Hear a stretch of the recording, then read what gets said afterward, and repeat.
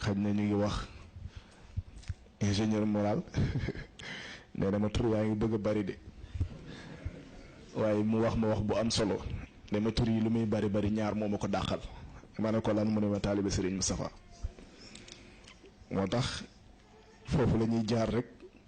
may internautes yi ñoom it ñu dugal seeni question xaj na dañuy ñaan sang bi su amee commentaire bu muy def ci li développement docteur yi ñu accompagner ko benn question ndax dafa am ku laaj quel est le début de l'évolution selon les étapes de l'homme évolution bi c'est à la naissance, à la conception ou au niveau des parents am ku laaj y a-t-il des paramètres, des êtres paramétrés de sorte qu'ils n'auront pas besoin de s'inscrire dans un processus d'évolution. Donc ñaari question yooyu ndax évolution bi day commencer ci conception naissance wala ci parents yi ak est-ce que am na ñoo xam ne aussi dañoo judd avec des paramètres déjà activés ba duñu soxla évoluer.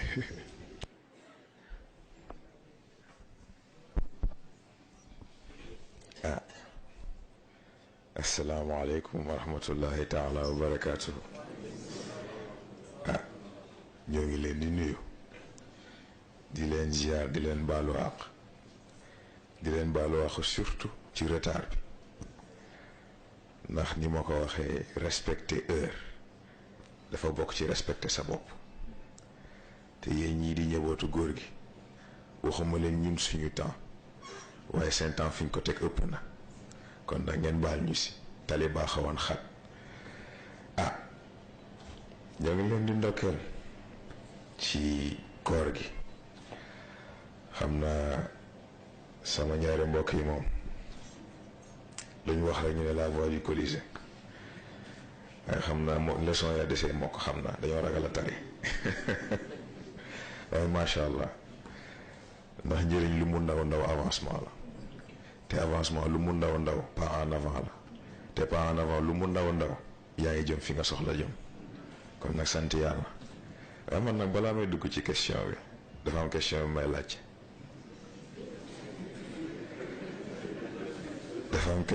laaj xaw ma nag boo xam docteur laa koy laaj wala kan laa koy laaj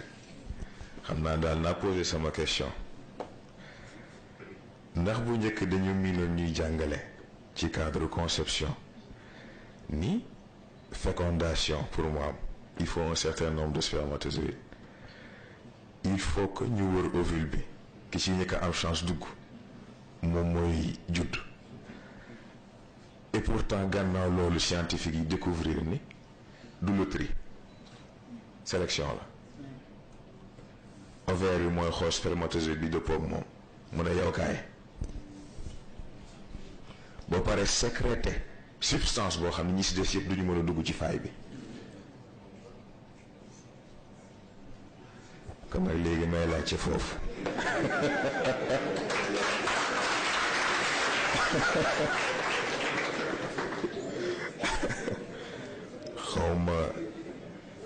xawma domaine dimension physique ñoom may tontu xawma waa dimension mentale ñoom may tontu xawma waa dimension spirituelle ñoom may tontu waaye loolu daal laa bëgg ñu expliquer ma nu mu demee waaw léegi évolution wu nit fan lay tàmbali Cheikh El Hadji Malick moo ko tontu ba ay waajur ñëwee indi seen doom ne ko dañoo bëgg nga yaral ñu ko mu xool ne kii c'est trop tard parce que mu ne yàlla dana yar nit ñeent fukki at balaa moo judd waaye xam nga booba yar gaa tax ndax doom boo bëggee mu mel ne na nga bëgg mu mel da nga koy njëkkee ci sa bopp jikko ba nga bëgg mu am yar ko ci sa bopp xalaatin gi nga bëgg mu am njëkkee ko ci sa bopp raw gi nga bëgg mu raw njëkkee ko ci sa bopp moo tax en effet ci parents yi lay njëkkee waaye yamu fa ay étape la bu parents yi defee li leen war yàlla garantir ko doom juddu si mais nag moom it foog mu xool kan ngay jur kan nga mérité jur ak lan la jamono soxla c'est très important bul calculer loolu ba pare nag ba xam exactement kan la lay jox mais xam nga pour wax la nit ñi ñàkk dégg yi ñàkk dégg yàlla amoon na ay jamono fii ñu doon coow éducation sexuelle ci école yi lii lële mais dañoo déggul ndax yàllaa ko njëkkee yàlla ba muy jàngale lim nangu diggante góor ak jigéen mais du tey ndax yàlla li mu nangu ci diggante góor ak jigéen yëpp moo ngi ko jàngale ci sangu set lan moo tax c'est très simple loo war a sang dafa fekk mu war a tilim waaye loo xam ni waroo ko jëfandikoo ba mu war a tilim loo ciy doyee sang bàyyi ko kay am na beneen cadre bu ñu ko dugal waaye comme yàlla moom dafa am benn classe bu muy fonctionner am na benn bassesse boo xam ne du fa àgg moom da lay jàngal sangu set rek ne nga raxasal sa bopp nii bàyyi la nga dem mais mieux que ça ci cadre conception normalement ci ko respecter sa bopp respecter ki nga si xel mais surtout respecter ki nga bëgg a jur sangu set c'est avant et après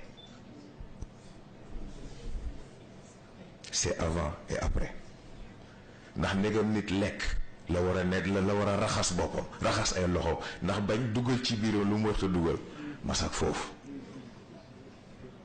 kon nag c'est avant et après gis ngeen bu loolu jàllee conception bi ci boppam ñoo ngi wax 9 mois de grossesse waaye dafa war a njëkkee 9 mois de préparation grossesse du lu simple ndax nit moo simple parce que conception moment la instant la waaye instant boobu ci la lépp di jógu instant boobu bu sa xel demee dina am impact instant boobu loo xalaat leneen dina am impact instant boobu sa respiration bu jàllul yoon dina am impact moo tax ñoo ngi tudd baatu handicap mais xanaa xamoon ne lii yëpp da ciy joué am na loo xam ne bu ko sa doom indaale xamal ne yow même bu dul ci lu physique parce que àq dafa am solo c'est très important ni ma ko waxee sànq sa doom mën na judd indaale benn jikko bi ci yow la sa doom mën na judd indaale benn melokaan bi mën na nekk ci yow ndax sa doom mën na xëy sonal la façon boo xam ni danga dul bàyyi xel ne yow noonu nga sonale woon yàlla ni ko benn waykat wéyee rappeur la sax def ne man de damaa yedd sama bopp mu ne ndax man dama naan def fu ma toogee ñaan yàlla waaye ma xëy yëg ni daf ma jéppi kon nag ma xam ne jot na ma may ko vacances te jël sama yitte teg ko ci kanam ba ma defee loolu laa doogee gis ni nekk kontaan na ci man c'est très important kon nag évolution ku nekk am na ci wàll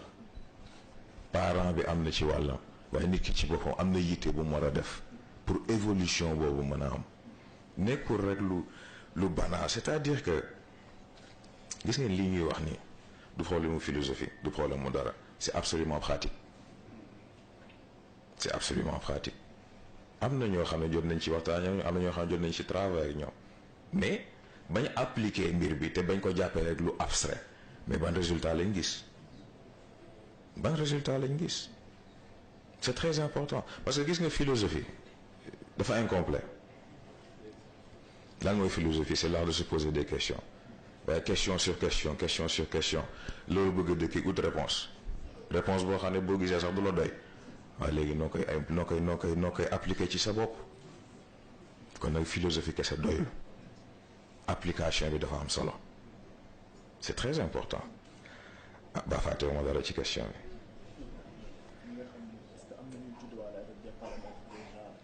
ok boobu tamit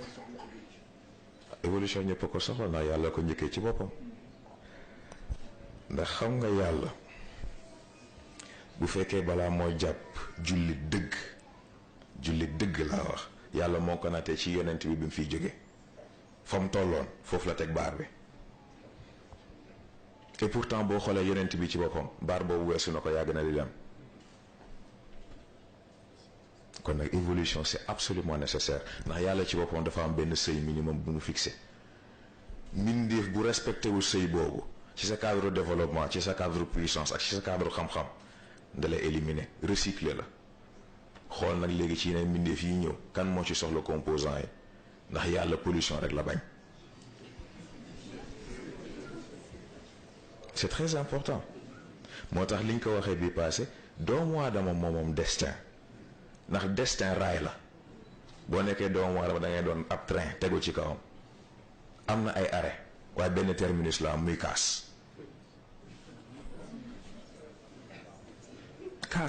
ndax yàlla soxlawul doomu aadama nit la soxla. bu fekkee da nga yamale sa bopp nag ci train nga àgg boo àggee ñu xool lan lañ mën a récupérer dem joxe ko koo xam ni moom mën na koo jëriñoo mu jeex tàkk. ci cadre nag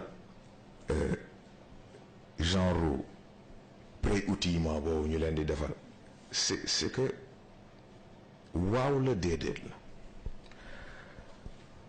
parce que yàlla loo ñàqul mënu la ko fay. ce qui veut dire que kon bu ñu gisee ni am na koo xam ne am na lu mu judduwaale bul jàpp ni fii la ko amee am na fu yàlla njëkkee ak moom am na fu mu jiitu am na fu mu jaar am na lu mu ñàq ba am li mu am waaye tamit bu ñu fàtte ne yàlla businessman la foo ne business nag ne investissement foo ne investissement ni profit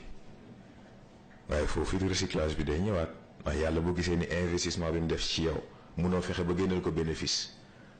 mais di retirer fonds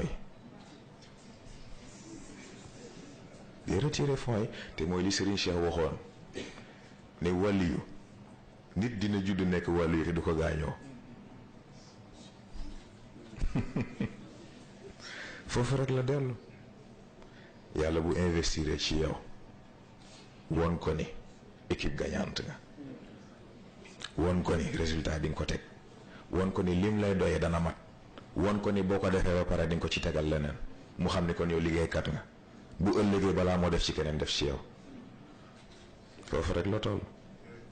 waaye nag bu ñuy jàpp ni mbir bi ay jagle la jagle amul ci mbiru yàlla ñaari yaram dafa am foo jaar ak moom mu jox la lim lay jox xëy na nit ñi ñoo dul xàmmee lool. waaye yàlla fi muy jaar ak ñi muy jaar moom moo ko xam ñi muy fay lim leen di fay moom moo xam c'est très important. gannaaw loolu nag comme ni ma ko waxee investissement bi il faut nga fexe ba yow nekk investissement rentable c'est aussi simple que ça yaakaar naa mat na. fa tabarakallah yal na yàlla yokk leer dënn. amiin incha allah. am naa dañuy dem ci yeneen question yi rek dafay topp logique bi ba léegi. tudd nga ni yàlla pollution rek la bañ. nga wax ni suñu physique mooy suñu premier environnement. muy laaj comment peut-on contrôler notre environnement. Et comment expliquer la complexité entre environnement, corps et notre esprit. Et pourquoi dit-on un esprit sain dans un corps sain? waaw kay foofu laa bëggoon tàmbalee sax xam nga un esprit sain dans un corps sain boobu nit moomu ko ndax xam nga ñoo ngi tudd noyau humain mais foofu la dellu parce que noyau humain mooy central bi nga xam ne moo dajale yaram xel ak ruux waaye boo yamalee mbir yi si un esprit sain dans un corps sain c'est parce que ruux lu gugul wala bu duggee ba pare dàqu na kon nag foofu wax ji lan la ci foofu nag environnement bi pollution bi fa lay dellu ndax bu ñu nee environnement mooy yaram xam nga dañuy wax détérioration de l'environnement réchauffement climatique yooyu ñuy wax yëpp xam nga dafa am lu ñu comprendre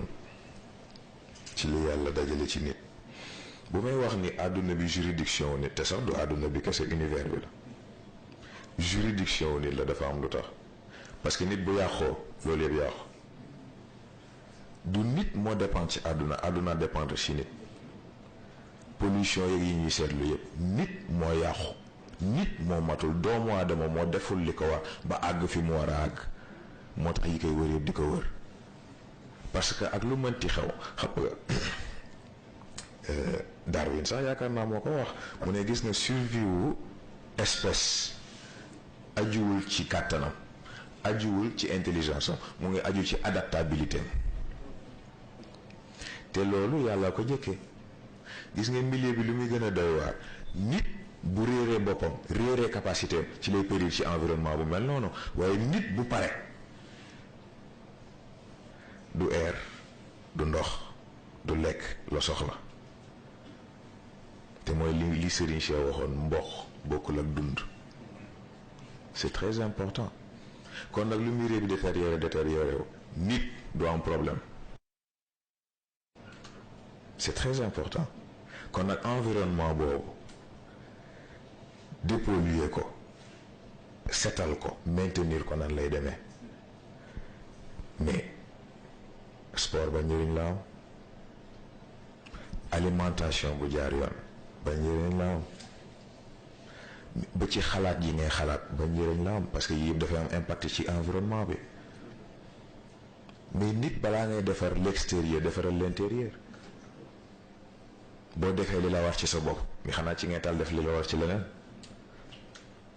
c'est aussi simple que ça crise yi ñuy tudd yëpp lii rek la passé ko léegi nag un esprit sain dans un corps sain mais mënuñu wax une âme saine ndax ruux ci yàlla la dépendre kon sain naa ba pare kon nag une âme éveillée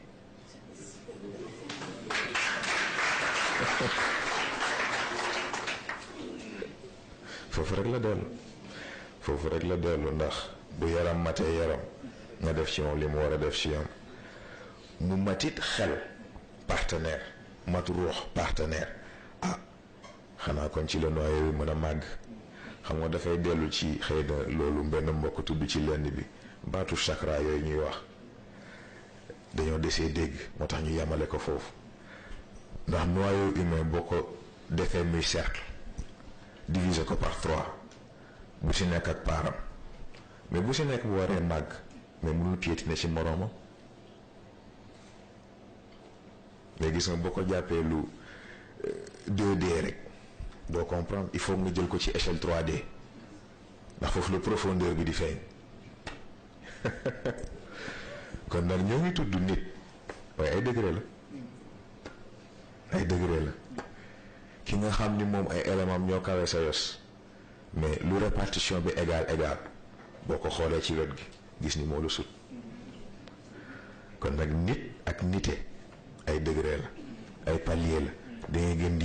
di yéeg ba keroog di àgg fi yàlla soxla dit niveau bi ñu ko yéene nga xam ne juridiction bi nag léegi moom moo koy yore parce que nag bu leen kenn nax yàlla soxlawul 7 milliards nit kenn la soxla te boole na ko ñetti juge Adam war a juger état physique am xool ba xam est-ce que yaramam mën na li mu war a mën est-ce que capacité yi ci denc yëpp génnee na ko mu jël xel denk yonent yàlla Ibrahim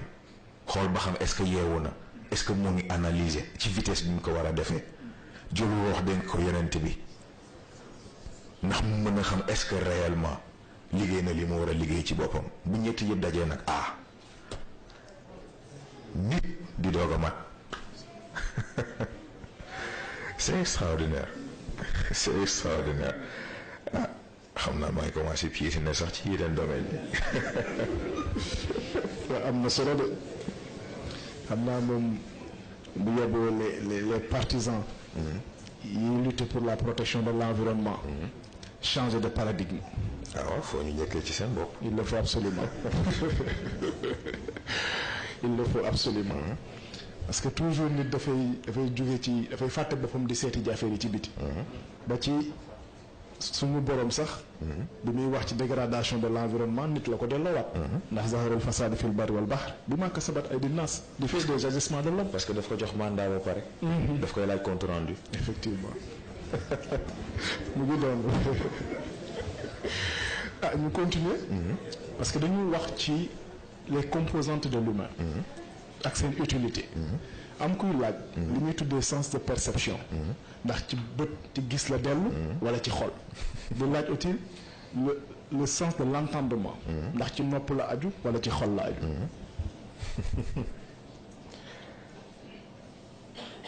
Nikola Tesla moo résoudre problème boobu ndax ci waxam boobu mu ne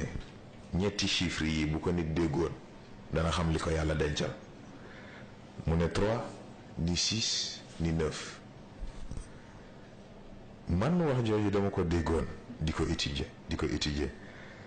waaye yàlla xam ne góor gi saxuma ci gàgganti beneen affaire la nga xam nga ne boo nee 3 ne 3 dimensions wu nit yaram xel ak ruux waaye 6 bi kon mooy lan mooy fi bu nekk di abandonner étape initiale am jaxasoog moroomam yaram dootul nekk yaram kese dana jaxasoog xel jaxasoog ruux xel dootul nekk xel kese dana jaxasoog yaram jaxasoog ruux ruux dootul nekk ruux kese dana jaxasoog yaram jaxasoog xel capacité cachée yi nag ak capacité secondaire yi génn est-ce que yéen a ngi comprendre li mu bëgg a wax c'est très important ce qui fait que à partir de là mais maa ngi ciy waxtaan ak Moustapha Ndiaye bii bu ñu demee ba suura di am xet mais kon est-ce que li koy xeenti bakken bii la mais boobu sax sori na ndax bi làmmiñ di pare alxuraan ay capacité wu alxuraan boobu dafa am fu mu yem parce que daf ci am beneen phase boo xam ne nit ñi xamuñu ko te mooy li nga xam ni aaya bi nga xam ni ruux moo koy tari c'est très important moo tax ayatul kursi bii ngeen miin di ko tari boobu du groupe original bi boobu pièce de musée bi ñu bàyyi ci arche la waaye vrai kursi bi tax ñuy wax boobu aaya bi li koy complété ruux rek ko mën a tari ndax làmmiñ kàddu yu dafa diis ci moom bu koy tudd du yàqu kon nag yamul ci li physique yamul ci li charnel dafa am leneen loo xam ne foog mu def intervention pour perception dëgg parce que dafa am loo xam ne dañ koy jaawale xam nga dañuy naan ku nekk ak sa dëgg baat boobu d'accord ma parce que ku nekk ak sa réalité la mën a d'accord réalité boobu ci perception ku nekk la dépendre perception nag ku si nekk ak sa bos boo xam moo xam dafa subjectif moo xam dafa objectif waaye yàlla moom ak lu mënti xew c'est la vérité même kon nag moom doo ko àtte ci réalité ci réel nga koy àtte ndax moom existence am ak lépp lu mu xas ba teg dépendrul ci yow li la neex ak li la neexul dépendrul ci li nga gis ak li nga gisul dépend ci say capacité ak li nga tële moom am na xas na ba am c'est fini moo tax il faut faire la différence ci baat yi comme d'habitude gis dafa am gis-gis am dégg dafa am déggin am astafurlah dégg-dégg am c'est très important parce que dégg-dégg mooy yow ni nga déggee waaye dégg mooy sens ba ci nekk réellement c'est très important dafa jar a xàmmee kon nag foofu perception il va falloir nit paramétrer boppam de façon à ce que du nekk perception bu dépendre nag léegi ci réalité bi mu tegal boppam da koy delloo boroom ji ne ko nag léegi yaa may yore ñu dellu nag ci 9 ba ndax 9 c'est 0 xaw ma nag ba xam ngeen fi mbir yi yëpp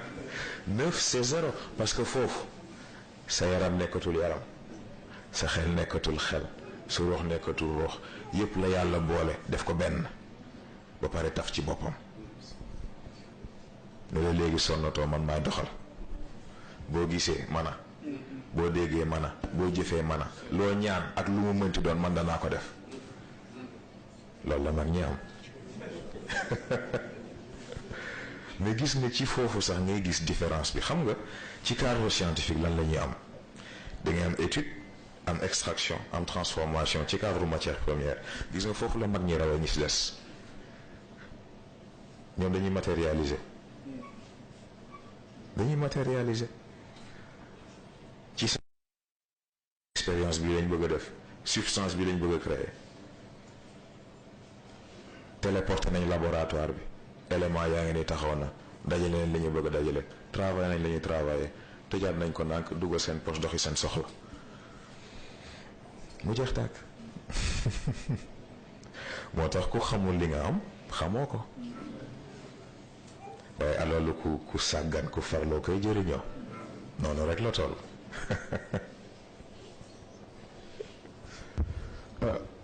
am de ku dégg loolu di nga xam ne ndekete question bi ñu doon posé ci rañaanu yonent bi naan ndax ruuxam moo dem wala jëmmam moo dem yaakaar naa yàlla wax na ni ma zaaral basaru wa ma taxa bu ko yàlla di wax xanaa ka muy waxal dafa jàkkaarloog moom beneen bi it buñ ne lahu xalbun iza naamatil aynaani lam yanami te mooy buy nelaw sax xolam mu ngi communiquer ak asamaan ci loolu aussi ñuy laaj ku mel ni Cheikh Ahmed Tidiane Chérif ni impact bi lumière bi doon def ci yaramam ba température am dépassé largement bu normal bi ñuy wax ni daan na dem ba ci mujj du dem boo yëkkatee xëy lan la sax mel ni da nga koy agressé lan mooy def loolu avancée technologique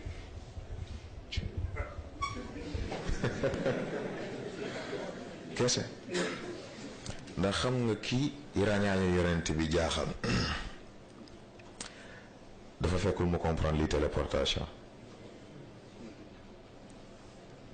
te téléportation sax dafa xewe ndax am na koo xam ni lien am ak yàlla mais yàlla sax sore na ndax yàlla ku si nekk am na lien ak yow waaye koo xam ni à travers le temps dina wax ak nit espace taxu ko wax ce qui fait que foofu avancée technologique mooy différence bi parce que ni ma ko expliquer léegi mag ñi ñoom du ñu fonctionner ñun ni ñuy fonctionner seen technologie suñu bos dafa bokkoon loolu leen di permettre li ñuy mën a def ñu koy def xam nga Seydina Cheikh mi ngi indi léegi mais moom àgg na ci évolution ak développement yaramam nekkatul ban métal la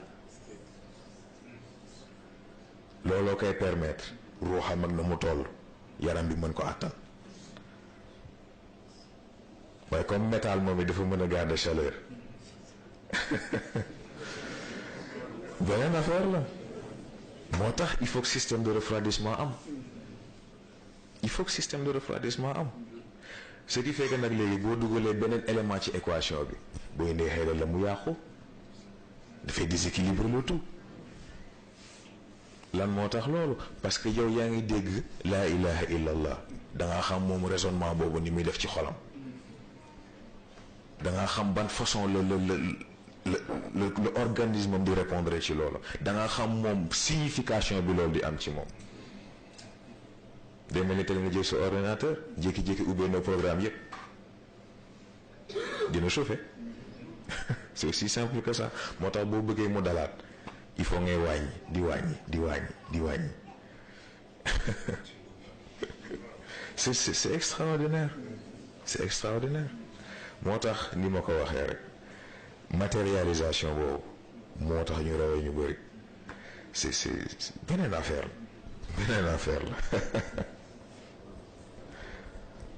la daa mel ne waxtu bi mu ngi dem waaye dafa am ñu bëggoon rek am na concept yoo tudd donte am na ko ci réponse mais peut-être su gënoon mën a détailler technologie boobu nga tudd ci mag ñi technologie bi lan lay doon réellement da nga tudd aussi juridiction bi expliqué nga ko mais aussi noyau humain bi nga ñëwaat ci concept yooyu beneen bi aussi am na ñuy wax ni comme da nga wax góor fii amul soxna du mat li mu war a mat am na ñoo xam ne amul woon fit mais dañoo bëgg a exploiter loolu mais lan mooy mariage dëgg-dëgg waaw foo leen bëggee ma njëkkee ko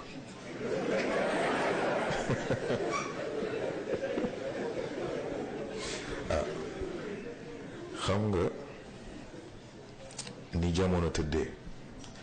dafa am ñuy jaawale électronique ak technologie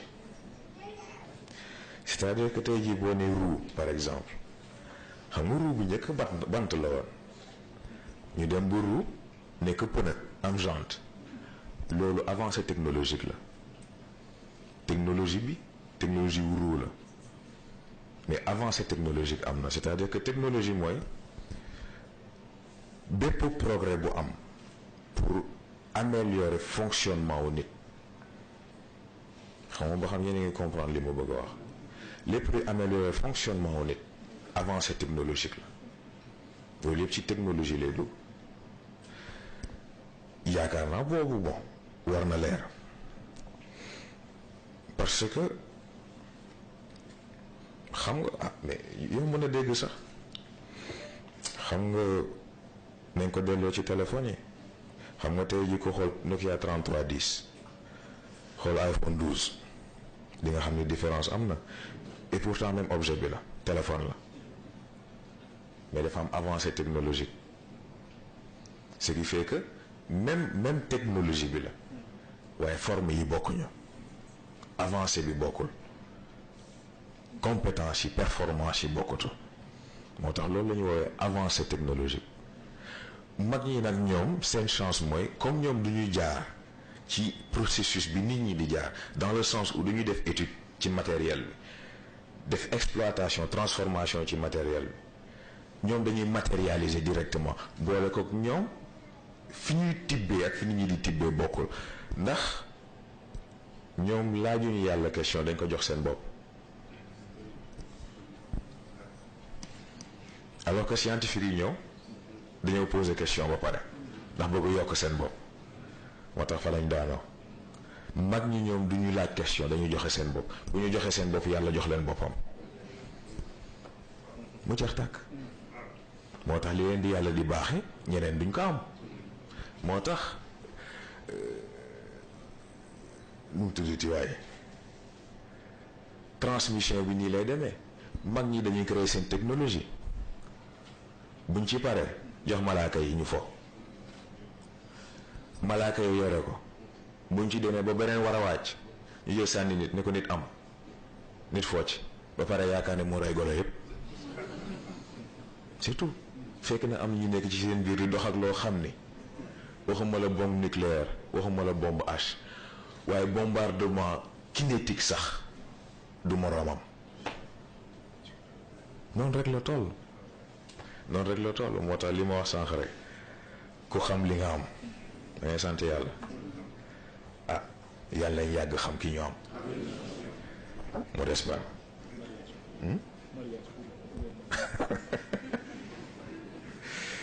waaw xam naa foog ñu def nànk nag waaw yéen a ngi réew waaye lu sérieux laay wax ndax xam nga question yi ma posé sànq lii laa xamoon ni moo ngi ñëw moo tax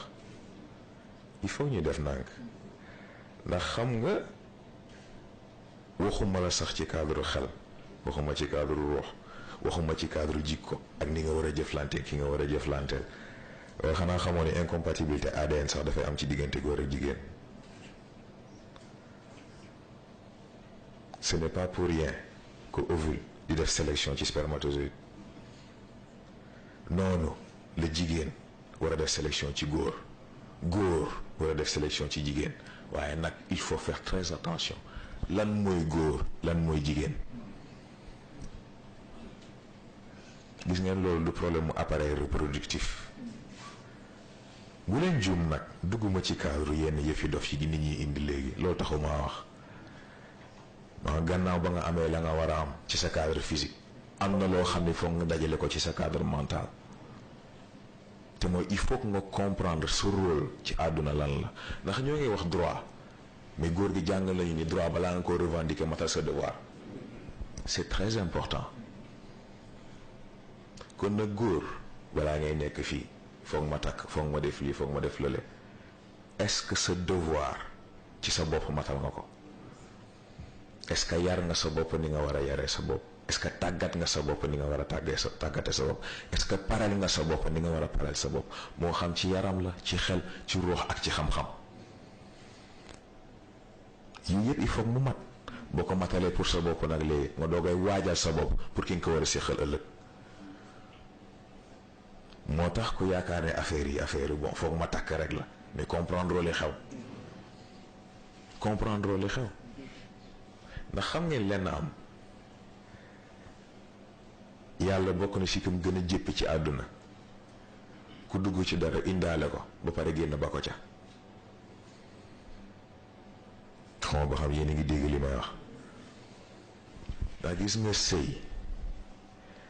nekkul rek dama bëgg kii sëy nekkul rek kii dal na sama xel,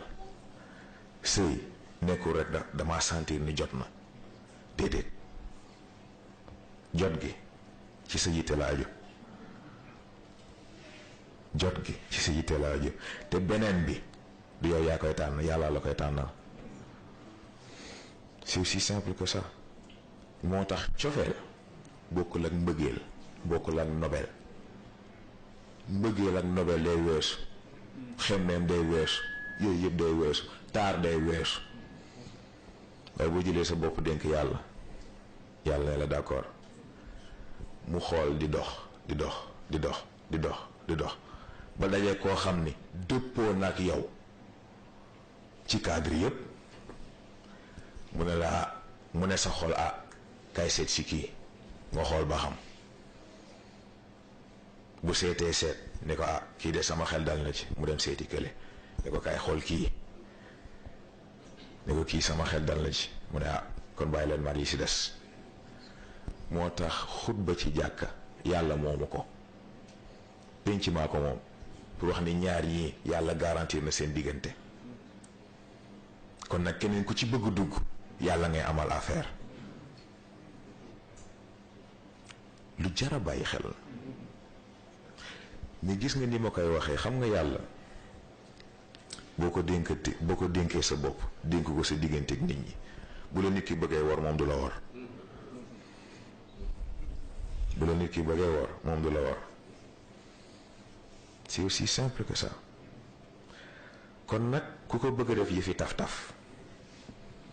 dugg taf-taf génn taf-taf rek, noonu doo nga la toll. waaye ko jël yàlla mi nga xam ne du jeex du xaaj du wàññeeku, nga jël sa lépp jox ko, jël sa xol jox ko, jël sa tey jox ko, jël sa ëllëg jox ko, billaahi dina la boole koo xam ni tey ëllëg ak gannaaw ëllëg yaa ngi mooma. kon nag bu leen ko yàkkamti, bu leen ko yàkkamti. gis nga boo leen matee pare ci seen bopp, def ci li ngeen def ci seen bopp, choix du doon problème, choix du doon problème. parce que ngeen di xëy rek ki war a taxaw seen kanam taxaw seen kanam, et puis c'est tout. noonu rek la toll. waaw dafa mel ni leer na de. c'est aussi simple et compliqué. kon nag d'après développement yi mu def. normalement balaa ñu ciy xalaat sax. dañoo war a bàyyi ba université bi jeex. fekk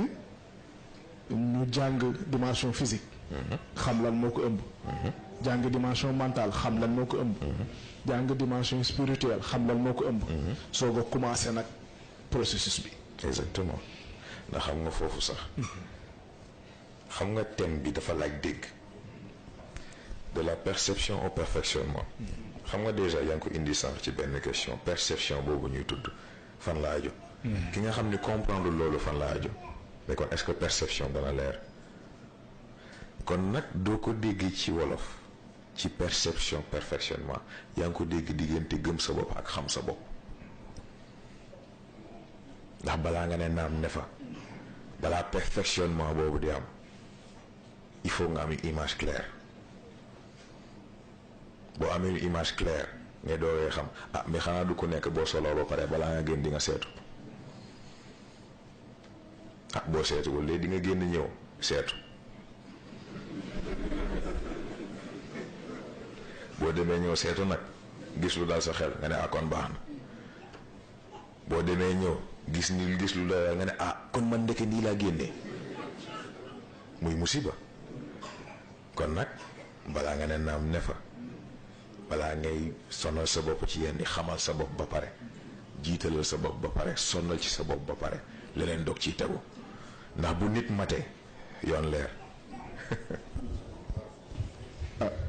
développement yooyu aussi dafa am lu muy leeral, mooy li nga wax ne yàlla soxlawul 7 milliards. mais yàlla dafay trier, dafay def sélection. loolu moo tax aussi remède standard du am.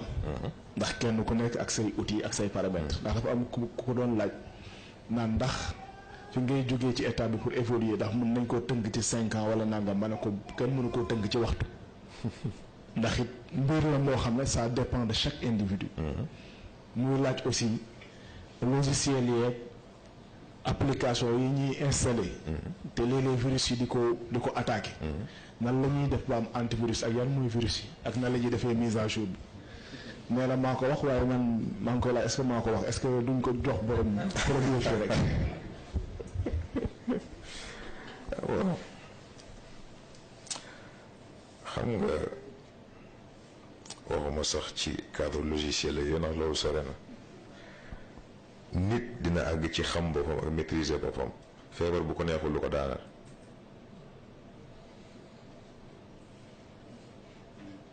xam nga lu tax loolu li nga wax léegi lu universel lu standard amul mën na am ay effets similaires waaye du bokk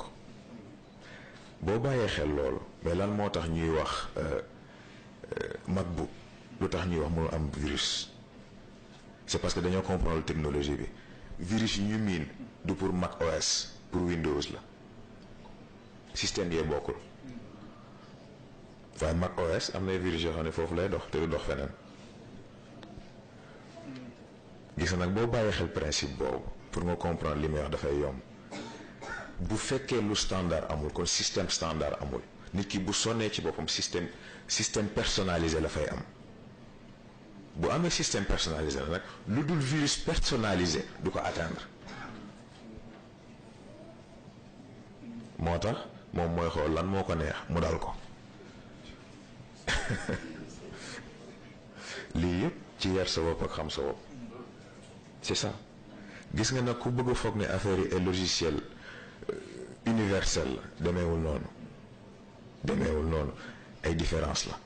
bu si nekk dañ ko tëgg pour chaque système bu si nekk ak objectif am ak ay capacité ak ay performance am waaye nag problème bi mooy bu fekkee da nga bëgg dépendre ci antivirus pourtant sànq rek laa koy wax avant ñuy ñëw antivirus a gën a wóor di ci ordinateur ndax virus boo am fa lay jaar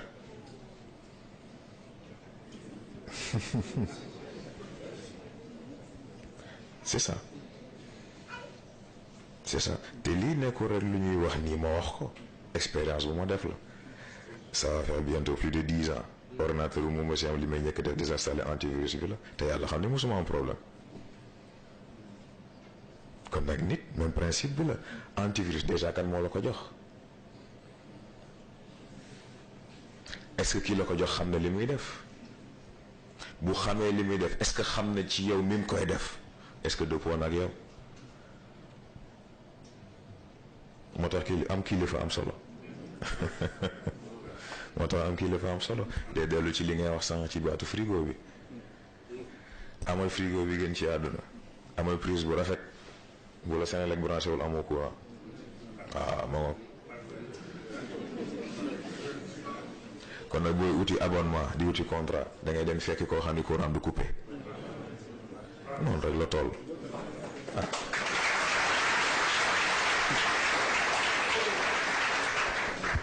waaw xam naa ñu ngi jëm ci question yi mujj doyen Serigne Ndiaye. su duñ la jox rek nga posé ko directement. ñëwal. waaleykum salaam. Serigne. Il y a quelques années waxoon naa la j'aime bien ton style. Est-ce que tu te rappelles. yaa ngi koy fàttaliku. dama ñaanoon. Habib. bërki démb. ni ko mu may ma quelques minutes. tey. ma wax ci li ma xam. ak ci li ma yëg. ak ci li ma bëgg. xam nga yow tuwaar fakal la. dama gis. 1965. man maa ngi nekk CE2 CM1 ñuy fête indépendance Sëñ Moustapha mi ngi am ay 12 ans 13 ans mu dajale ñetti école principale arabe yu Tivaouane pendant des jours mu leen di defarloo ay entraînement gymnique 12 ans Tivaouane préfet ci route nationale bi ak toutes les autorités ak Massamba Sall nga xam ne bu du woonoon a nekk damel si Moustapha ñëpp yi jaar ba école yi war a jaar préfet non commandant lañ la wax mu ñëw ñëpp jóg taxaw muy def loo mouvement gymnique élèves yi ñëpp jóg tàcc mu jàll 12 ans ñu ànd def kermesse ñu ànd dem nawetaan xeex ñu ànd dem tool ñu ànd war sare jëli mat 2002 soxna Fatima gën a nekk ndaw ñu dund benn expérience bu ñu sa baay defal leen ko pendant 4-5 semaines li Cheikh El Hadj Malick defaloon njar ne ña mu am yaa ngi ree parce que xam nga la nga fa daj man mu defal ñu ko chaque semaine mu baax ñu ñetti fan Khalifa Fall mi ak ñoom daan àndal kon ñoom duñ mën a woon permanent dañuy fekk ci dernier jour bi ak conférence bi Fatima soxna muy nettali naan waaw man ma war a sangu mooy duy ca temb de parce que ca àll ba la ñu dem loo soxla yaa ko utal sa bopp nee na après ñu dem uti suñu ngeer kii nii fexe ba nit ñi duñu gis bu ñuy sangu parce que booy sangu si am yaa ngi jàkkaarloo ak asamaan yaa ngi fàttaliku ñibbi sëriñ ñibbi ci gunóor yu bari yaa ngi koy fàttaliku de ñibbi gunóor yu bari ak intempérie ba ñu fa fekk da ngay def ni gunóor yi te nga mujj def ni ma téye benn baat ba léegi sëñ Moustapha wax ni dafa commencé rek ni mi ngi la bëggoon wax sax ni nga yëkkati sa loxo mais wax na la ko parce que maam dafa toog teg loxoom ni ci coono bi gunóor yoo xam ni fa ñu nekk àll la boo xam ne bi sëñ Moustapha di wax ni maa ngi ko bëggoon wax sax mu yëkkati loxoom mais wax na ko te wax nañu ko ci tenue il n'y a pas de tenue sans retenue il n'y a pas de tenue sans retenue ndeysaan booba ndeysaan métti woon na de boobu waaye ma ne xoola ñu ngi mel ni safara ci moom avec beaucoup d'affection ma ne kon yéen fi mu war a jaar ak yéen jaar na fa ndax foofu lañ ko jaarale moo tax tey jii fi ñu toll fii il nous faut réécrire notre propre histoire avec nos propres mots te li ma ci gis mooy ni singularité moo tax da nga am coono de da nga am coono tam parce que singularité nit li mu bëgg muy ñëpp niroo te ku niroo ñëpp doo avancer dara te singularité nag dafa am truc bi il faut nga fay dara parce que da nga mos wax fii y'a quelques années nga ni mais ñun nga wax ñi wax ni nga ne mais ñun ñooy concept ci yaa ko wax ñun ñooy borom concept te ñun ñooy tendance parce que tendance moo jiitu mode parce que te mode bu ñu ko waxee rek weesu la mais non nekk sur les réalités ce qui se passe penser nos propres mots pour faj suñu bopp moo tax xale yi wax yi ñu wax fii nii te maa ngi koy wax ay bokk man leen sëñ maam problème yi posé sax du ay solution ay questionnement la parce que sëñ Moussa dafay wax mu ni boo amee idée li koy def njariñ mooy nga xalaat ci mu indi beneen bi may sant te ñi xam ci damay waxtaan ak sama benn collègue mu ne ma étudiants yi léegi seen néeg yi ay mbër a fa nekk. pofteelu mbër. mbiru mbër rek la ñuy wax. mais ñii duñu wax anecdote duñu wax fait divers. ils sont sur des abstractions asamaan la ñu nekk. te da nga am sa propre style na nga téye sa style. na nga ci taxaw. na nga ci dëgër. ñu ñoo doxale mukk ni sa baay doxale. parce que doo yokk bon te yokk la ñu soxla. yokk la courage moo koy def.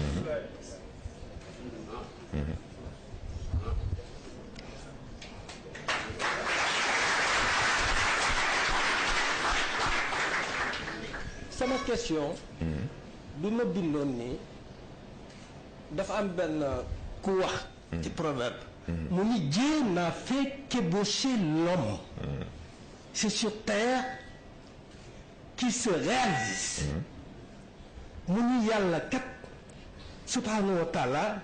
nekkul lu dul door nit. gis nga dàtt bi comme bu ñu fagoon lii muy dàttu garab ñu bëgg ci génne kuur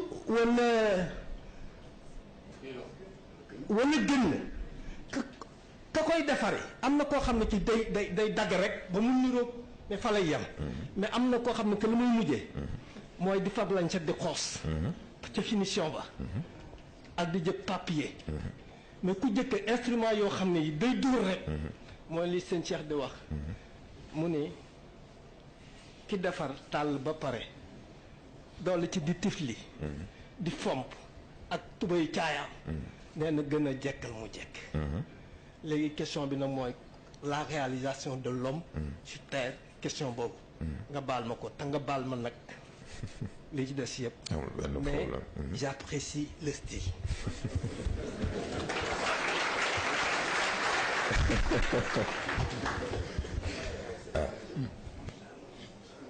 sant yàlla rek ndax xam nga sax style bi nga tudd moo question bi nga tudd c'est la même question. dama koy wax benn mbokk ma ne ko gis nga jamono dafa toll foo xam ni nit dina dugal boppam safara ci appréciation bi muy am ci yow te du ko teg fenn fudul ci nim la gisee kon nag yow lay sóoral nga protéger ko ci kàmb googu mu bëgg a dugg. il est donc impératif ci jamono boroom yitte boroom objectif il faut mu non seulement être à son meilleur mais il faut mu paraître à son meilleur ndax am na foo xam ne boo fa bokkee foo mënti tool il faut ku la xool xam ne kii de fële la loolu rek a indi style bi. xam nga gis nga question bi nga posé ni question bu ma mës a intéressé la parce que dama mës a seetlu benn sculpture boo xam ne ki ko def il est tellement fin avec ses mains ba ci xeer mën na la indil effet voile. gis nag nit même principe bi la looloo tax Colisée bi ñu indi ko ci façon bi ñu ko indee parce que dimension physique moo ci gën a yomb comprendre moo ci gën a yomb façonner. boo duggee ci domaine mental bi nag def lien bi entre le physique et le mental ak seen interaction pour nga mën a dégg nag troisième semaine bi muy ruux ak implantation ci ñett yi dafay gën a yomb mooy li nga indi rek. gis nga xeer boo ko yoree ba pare booy sculpter il faut nga dindi les grands blocs ba nga am une idée à peu près xam ni bon fii daal à peu près lii su nekk fii la war a nekk nga doogay génnee les formes complexes bu forme complexe yi génnee nag ci ngay doogay dugg ci finition yi ak détaillement beeg yu mel noonu gis nga c'est le même principe ci exercice physique. xam nga malheureusement yu mel noonu dañ koy dégg Sénégal non sport boo koy def nangam non boo defee lii nangam et cetera mais da ngay xam ni xamuñu li ñuy wax ndax gis nga c'est le même principe ci développement physiquement même côté esthétique ak côté performance c'est le même principe doo tëb rek bëgg dugg ci leen li wala bëgg àgg fenn fi il faut que nga jël sa temps étudier sa bopp étudier sa mécanisme yaram étudier sa métabolisme ak réponse bi muy def tey ji am na façon exercice yoo xam ne tey ji loo mënti lekk di nga ko génnewaat li nga soxla rek ngay garder te loolu sax ci côté exercice rek la bokkul ak mécanisme bi yàlla jox nit ba pare. Ce qui fait que am na sax côté physique nooy travailler sa bopp mais man gis naa mag boo xam ni il a plus de 75 ans mais boo xoolee yaramam moo gën a dagg sax pilier bi mais lan moo ko may loolu mooy même principe bi da ngay dégager les grands blocs indi forme complexe yi doogay àgg ci finition yi c'est le même principe gis nga muy yaram muy xel muy ruux c'est le même principe. Il faut nga nangoo tàmbale li nga xam ne en fait moo la gën a sonal li la gën a gàllankoor nga écarté ko tegee ko de côté boo defee loolu déjà am nga pas en avant boo def gànnaaw loolu nag léegi ngay dagg di gën a rafetal di gën a détaillé ba mu mel ni nga soxla mu mel laa nag yaa ngi jege nit loo gën a détaillé mu gën a rafet mu gën a niru lu grandeur nature ci ngay gën a jege nit di gën a jege nit di gën a jege nit parce que bu fekkoon yàlla dafay defar nit ñëw rek teg ban sens lay am formation bi mu soxla ci moom du ko mën a am ba juridiction mu mën ko yore mandat am def ci lim ci war a def correctement moo tax il faut que mu jaar ci phase de sculpture boobu phase de raffinement boobu ba moom it mën a mat li mu war a mat. ah ba xam question bi tontu naa ko jërëjëf kon. donc d'après les développements dañuy jàpp ni kullu mawludin yuladu alal fitra mooy ébauche bi. irji'an ila rabbika radiyatan mardiya de réalisation bi. diggante bi nag yàlla ñaan fi doomu aadama mu jóge ci état bi mu nekk dem ci état bu nit. xam naa dañuy dem ci dernière question bi. waaye bala mu ciy dem dafa wax yu am solo. te Serigne Moustapha def ko. defal leen ko defal ñu ko ndax dañ ñuy wax nañu ñun la Serigne Moustapha jur mais yow njabootam nga xam nga ñu nekk ay xale nekk di jàng école mu créel ñu ay colonie de vacances ñu yóbbu la ca ñibbi doo am mat laa ci basan ngay tëdd ndox bi ngay kaas bi ngay sangoo nga ñëw fekk ñu tegal la ko pour nga naan ci mu nekk entraînement ñuy def loo génie en herbe may fàttali ko 2006 bi ñuy théâtre fekk defu ko pour ñuy def ay spectacle mais boobu mu ngi préparer la génération future moo tax encouragement yi nga ko wax kii ñu xam ci jom ci fayda il va le réaliser insha allah parce que Serigne Moussa mérité na ko ndax def na lu nekk xam naa ni cadre boobu sax du ci dugg ndax xam nga li mu fàttali léegi ci cadre ñii bi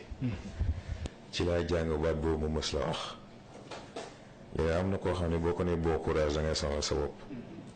ndax amul choix koo xam ne li mu gàddu moo xam oyof na moo xam diis na moo xam ñeme na moo xam ñemewul ak lu mënti xew mur baa ngi ci gannaawam li taxaw ci kanamam moo xam ñeme na ko moo xam ñemewu ko kanam rek la am comme choix boo ko ne bon courage it da nga koy sonal ndax amulu ko njëriñ am na koo xam ne ca kanam rek ñeme na ko ca kanam rek ragal na ko ca kanam rek moo xam day dem di ree moo xam day dem di ñànga moo xam day dem di yuuxu dem rek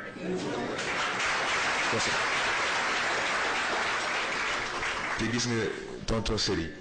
lépp moo ngi ñu ko jàngal ci protection ñibbi ba lépp ci protection ñibbi ba ndax gis nga gunóor yooyu maa ngi ko doon yëg bu baax waaye damaa xam ni moom ak fa mu toog gunóor yi may yëg moom lay yëg te bougéwul millimètre kon nag waruma man may bouger millimètre jeex na. yal na yàlla barkeel incha allah dañ lay jox dernière question bi. suñ paree rek nga jaaree fa tëj te ñaan. dafa am kuy laaj ne da nga wax ni. ci noyau humain. mooy tax nit di am volonté. muy laaj nag nit ki doomu aadama su évolué ba yegg ci cadre nit ba am volonté boobu. est-ce que am na capacité wu liy xew ci dundam moom mu di ko décider sans l'intervention de Dieu. loolu principe volonté parce que yàlla lu weddi boppam ki nga xam ni def na yitte def na jom ba àgg ci stade boobu c'est parce que lim soxla ci maturité lim soxla ci xam-xam lim soxla ci analyse am na ko pour mën a defal boppam décision mais surtout pare na aussi pour décision bu mu jël conséquence bu mu ci mënti doon mu gàddu ko. gis nga loolu la nit ñi di jaawale xam nga liberté loolu la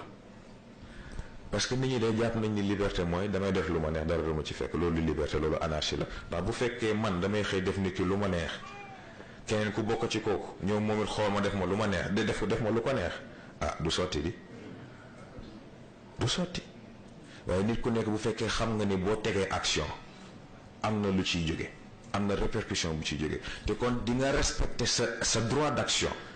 mais aussi di nga des respecter sa devoir de conséquence te mooy boo tegee sa action ba pare loo ci fekk yaa ko moom waaye nit it bu la tegee action conséquences yi moo ko moom bu loolu amee ku si nekk respecter sa action morom mais jaamu daal di am ndax ku si nekk balaa ngaa teg sa morom dara di nga xool ba xam ku la ko tegoon nooy def foofu la liberté tàmbali partage de responsabilité la loolu mooy liberté te c'est très important mais volonté loolooy principe bi boo xasee ba àgg ci stade mën a jëfandikoo sa volonté na nga ko war a jëfandikoo yàlla moom da lay accompagner rek ndegam boole nga ko ci yàlla ku ko boole ci seen mbir mu ànd ceeg yow ay boog ci génne moo la ni génne na ci boppam noonu rek la toll c'est aussi simple que ça mais loolu en fait mooy fonctionnement volonté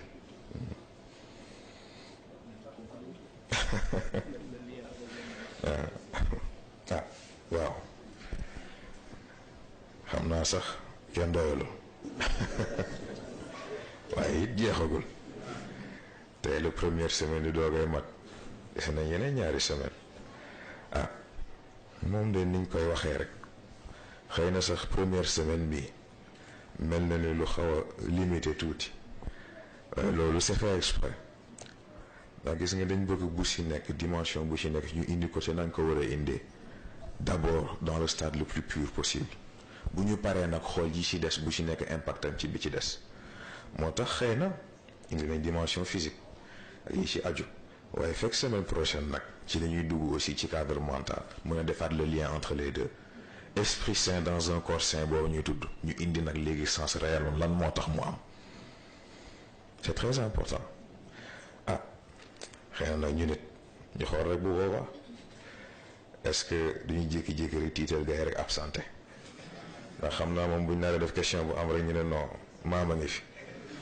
waaye bàyyi leen rek naa xam nu ma def ak ñoom incha allah waaw ñoo ngi yéen rek booba muy mat ndax it suñu yéene mooy du yem ci koor gi am nañ yéene continuer ko di ko traité di indi éléments yu bees ba keroog ñëpp di am lañ soxla ci seen bopp incha allah xëy na nag balaa ñuy tëj bay ñaanalante dafa am lu ma bëggoon mu leer ndax dafa am lu ñu attirer sama attention mu soxal ma lool nag duma ci fo duma ci kaf duma ci ree duma ci pardonné ndax dañ ma wax ni dafa am ay xale yuy wër di wax naan waaw daayira bi amatul Moustarchidine Junior rek am ma yaakaar ni nag loolu ku sa xel di dox sa xol di wër di nga xam ne loolu tegewul fenn ndax gis nga bu leen jaawale waxuma leen sax daayira bi waxuma leen Moustarchidine Junior waxuma leen leneen suñu colisée gii bu dul woon autorisation góor gi doo leen ko séen ñun sañu ñu def lu réeroog moom lim tëral sañu ñu def lu mu d'accordul sañu ñu taxawal lu mu d'accordul Moustarchidine Junior moom moo ko fi teg Moustarchidine Junior nekku fi pour remplacer daayira bi cadre de formation la pour képp koo xam ni yëg nga ci sa bopp ni soxla nga ko rawatina xale yi waaye lan mooy xale nit dina am ñeenti fukki at wala juróom-ñeenti fukki at te yàlla xam ne xale la. problème bi du problème mu fii laa toll ci at wala fële problème mu mooy sentir nga besoin wu avancer sa bopp loolu doo nga ko tax a jóg nag. Moustarchidine Junior cadre de formation la ñi ñu fiy formé bu ñu paree ñoo war a dugg ci daara bi def ci seen kattan. gis ngeen nag dafa am lu jar a bàyyi xel te góor gi jàngale na ko gis ngeen seytaane du la approché mukk ci man li nga wax d'accord ma ci dalay approché ci ni laay yow lii nga wax man loolu laa d'accord foofu laa bokk sax waaye foofu lay jaar di la ci puus di la ci génne ba nga génne ca ba set ci wecc mu ne la waa kay am naa li ma bëggoon muytu leen loolu ndax nag dafa jar a xàmmee ñi leen di approché di wax ni Moustarchid leen di wax ni li ngeen gëm leen gëm te yàlla xam ne du ci dëgg. xam ngeen dañuy tudd baatu chef de guerre di ko réyal di ko jox sens bu mu amul waaye nañ ko delloo sax ci sens bi gën a ba di gën a terre à terre nañ dugg ci stratégie de guerre. gis ngeen loolu xam ngeen lu mu tudd loolu la ñuy woo ci cadre militaire opération false flag te mooy boo ko traduire ci français muy faux drapeau te mooy koo xam ne dafay mbubboo li nga gëm mbubboo fi nga bokk ñëw defi ñombe boo xam ne kenn du ko taxal moom yow lañ koy taxal. bàyyi leen xel yu mel noonu ci seen biir. am ngeen ñaari busol xam-xam bi leen góor gi jox ak pas-pas bi ngeen am ci moom ñaari busol yi ko dajale billaahi te muy dëgg ci yow kenn mënul taxaw sa kanam wax la lu jaaduwul nga nangu ko. gis ngeen ñun nekk ñu fi pour coow nekk ñu fi pour jaxase nekk ñu fi pour xumbal liggéey pire ñu fi bàyyi mission pire ñu fi bàyyi. mission bi du ñaar du ñett du ñeent benn la ñun ñii duñu def lu ñu neex lu ñu def dafa am fuñ ko teg gis ngeen éveil mii ngeen dégg naa ci bañ a dugg sax ndax am na loo xam ni tudd ko sax ëpp na éveil bii boo nee yaakaaree lu ñu teg la nii rek xamoo leen li xew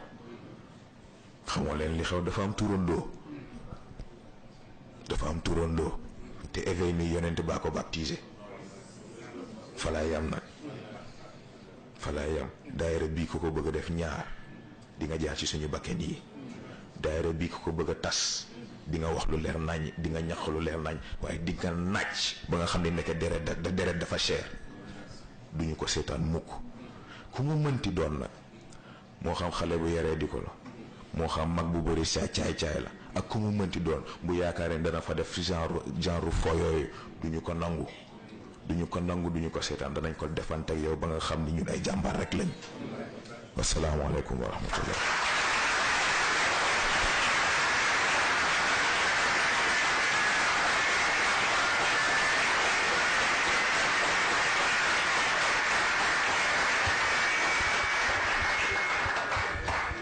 ñu jàng Fatiha. Fallax ak naa salaatul Fatihi ñu tëjee ko jotaay bi.